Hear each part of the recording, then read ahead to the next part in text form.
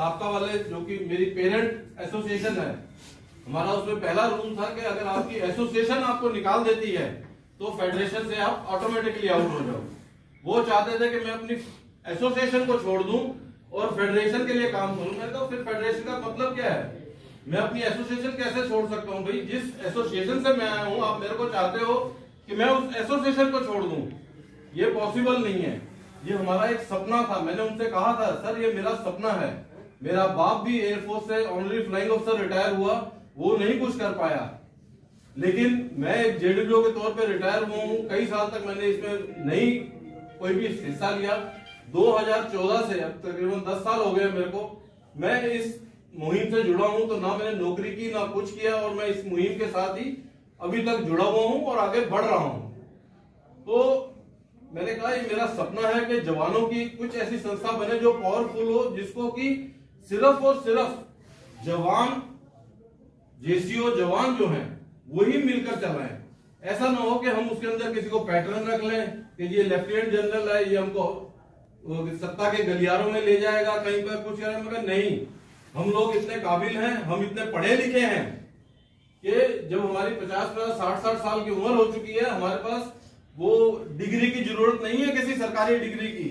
हम लोगों ने फौज में इतना एक्सपीरियंस लिया है, हम लोगों ने अपने परिवार के अंदर कैसे परिवार चलता है उसको हमने चलाया है, आगे लेके चले हैं, अपने माँ बाप की सेवा की है, आगे हमारे बच्चों को हमने संस्कार दिए हैं, तो वो भी उसी प्रकार से चलेंगे। तो हम जवान अपना भला और अपना बुरा सब जानते हैं।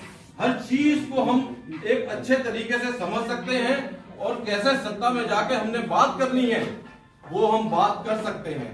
लेकिन उनको मैं लेके आया, उसकी मैं माफी चाहता हूं आप सबसे कि मेरे से बहुत बड़ी भूल हुई वो। मैं बहुत बार पहले भी हाथ जोड़ के माफी मांग चुका हूं कि राठौड़ जैसे इंसान को, जिसका कि हमें जो फीडबैक मिला था सब तरफ से कि बहुत ही जवानों के लिए काम करने वाला इंसान है, मैं उसको लेके आया, मेरे से गलती हुई। इसी कारण जो एक 9 अप्रैल को हमारा शुरू हुआ था फेडरेशन, वो इस समय जो है 17 सितंबर के बाद से डावाडोल है, क्योंकि कुछ लोग उसमें से जो है हमको छोड़ के चले गए और आगे आके उन्होंने कह दिया कि जी हम असली फेडरेशन और वो नकली फेडरेशन, और कल एक लेटर और निकाल दिया कि इन्होंने वो फेडरेशन का वो चुरा लिया लेटर हेड। भाई जनरल सेक्रेटरी मैं हूं, मेरे पास उसकी स्टैंप है, जनरल सेक्रेटरी मैं हूं, टीम मेरे पास है, मेरे पास उस फेडरेशन का बहुमत है।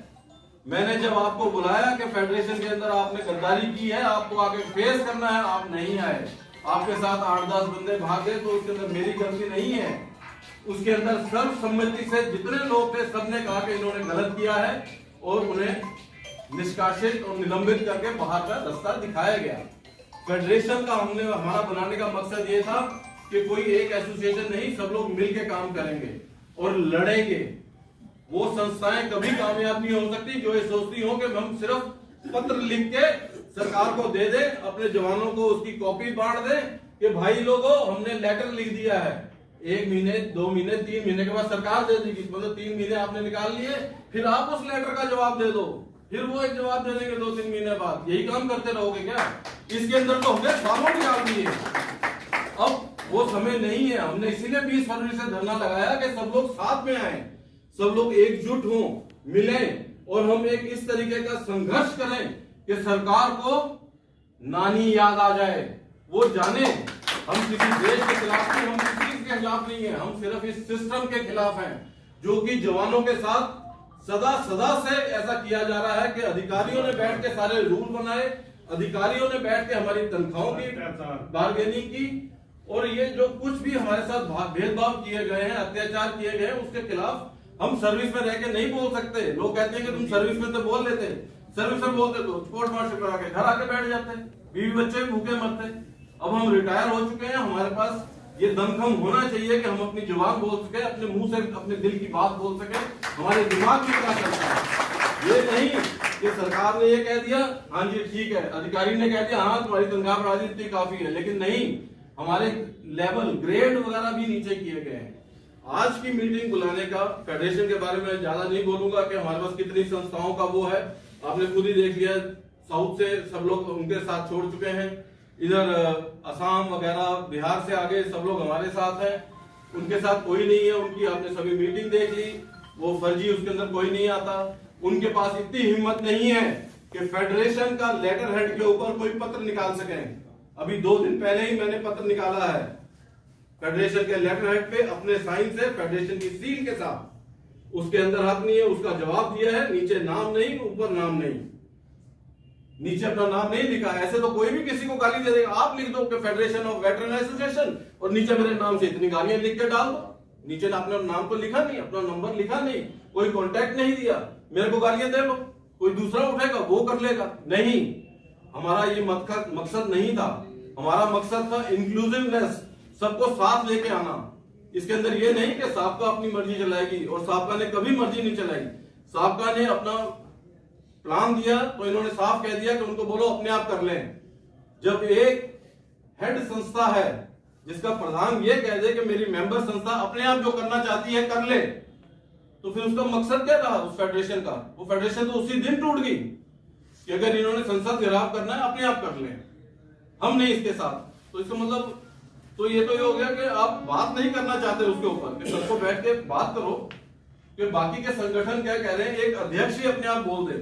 इसीलिए 25 तारीख को जो मीटिंग हुई उसके अंदर कपिल देव फौजी ने इसने साफ साफ कहा कि आप ये अध्यक्ष का मतलब ये, इसके अंदर आप इसके अंदर कोर कमेटी बनाइए, उसके अंदर बहुमत के अधिकार, बहुमत से जो निर्णय लिया जाएगा उसी के ऊपर सभी काम करेंगे। आप उसको मानते हो या नहीं मानते हो, अगर बहुमत है कि हमें करना है तो सभी को मिलकर करना है। उस समय कोई ये नहीं कि मैं नहीं जाऊंगा यार, हमारी बात नहीं सुनेगी। अब बहुमत नहीं है तो इसके अंदर सभी संस्थाओं का जब एक आदमी होगा, प्रधान हो या कोई और हो, मैं यही आशा करूंगा कि इस संस्था के अंदर आप लोग उस व्यक्ति को आगे करें जिसको कि इस की नॉलेज हो इस सब्जेक्ट की, कि जवानों के साथ क्या हो रहा है क्या नहीं हो रहा। कोई जरूरी नहीं कि हर प्रधान ही आके उसके अंदर मेंबर बन जाए।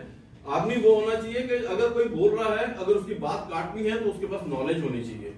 ये नहीं कि मैं मीटिंग में तो आपको जवाब ना दूं, घर जाके मैं कोई दूसरा मेरे को समझाए तो मैं व्हाट्सएप के ऊपर आपके खिलाफ लिखना शुरू कर दूं।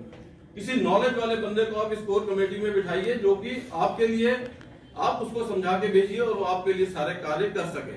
ऐसी एक कोर कमेटी की अब हम आगे वो करना चाहते हैं कि इसके अंदर कोई अध्यक्ष नहीं होगा, कोई ये नहीं, ऐसा कुछ नहीं रखना चाहते। जो कोर कमेटी का फैसला होगा उसके अंदर जो बहुमत पाएगा वही काम बाकी लोग भी सारे के सारे खुशी खुशी करेंगे। ऐसा नहीं होगा कि दोस्तों सामने कह दिया तो सारे के सारे हांजी करके पीछे चलेंगे, नहीं। सबका मान बराबर, सब लोग बराबर अपना विचार रखें। आज भी मैंने कपिल को पहले कहा था कि सबसे कहें कि अगर हमारे खिलाफ भी कुछ बोलना है तो दिल खोल के बोलिए। लाइव बिल्कुल नहीं काटा है, 2 मिनट नहीं लाइव नहीं काटा, उसकी बात नहीं कर रहा। अगर हमारे खिलाफ भी बोलना है कुछ तो दिल खोल के बोलिए, ताकि हम लोग साफ बोलते हैं। लोगों को बुरा लगता है कि गालियां दे दी, ये कर दिया, वो कर दिया। किसी ने गाली नहीं दी तब भी कहते हैं, क्योंकि साफ बोलते हैं तो कड़वा है, वो हजम नहीं होता उनको। इसीलिए सब लोग जो है ये हमारे लिए प्रोपेगेंडा करते हैं, गालियां देते हैं, ऐसा वैसा कुछ नहीं। अब आपके दिल में अभी भी कुछ है, मैं अभी बैठ जाऊंगा या सामने बैठ के बात सुनूंगा, और इन सबको भी सुनना पड़ेगा। कोई मुंह भी खोल जाए आपको जवाब दे जाए, ताकि आपके दिल में कोई बात नहीं रहनी चाहिए।